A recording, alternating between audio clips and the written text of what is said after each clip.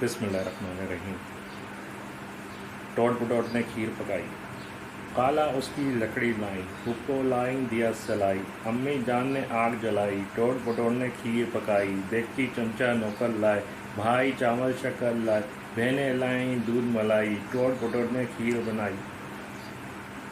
यूं ही दस्तरखान लगाया, गांव का गांव दौड़ा आया, सारी खलकत दौड़ी आई, टोट पटोट ने खीर पकाई।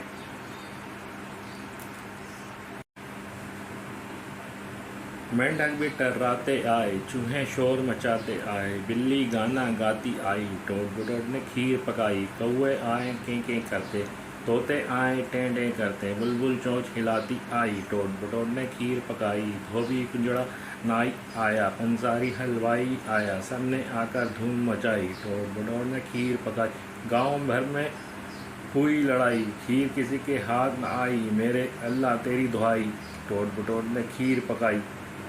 सूफी गुलाम मुस्तफ़ा तबस्सुम। खीर पकाने में किसने टोट पटोट की मदद की?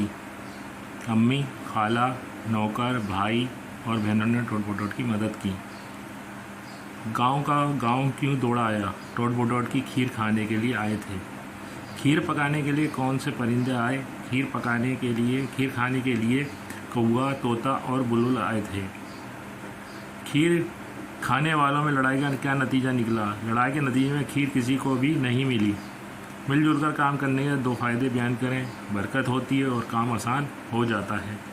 दर्ज सवालात के दुरुस्त जवाब पर सही का निशान लगाइए। खीर पकाने में टोट पटोट की मदद की घर वालों ने। हमें खाना चाहिए अलीफ दस्तरखान पर। दिया सलाई का मतलब है माचिस। इनमें से परिंदा है जीम बुलबुल।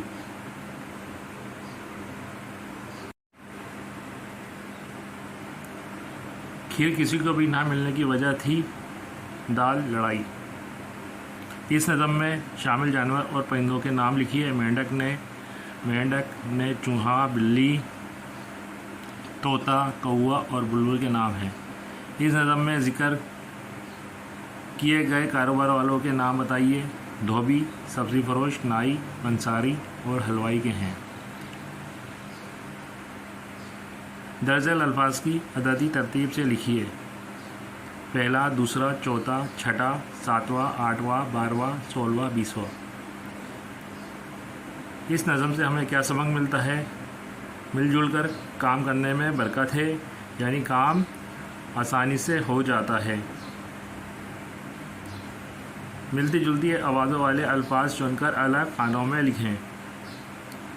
भाई, नाई, सलाई, हिलाई, चलाई, पकाई, चक्कर, नौकर, शुकर, जगाते, मचाते, लड़ाए, जाती, गाती, पाया, आया, लगाया, लड़ाए।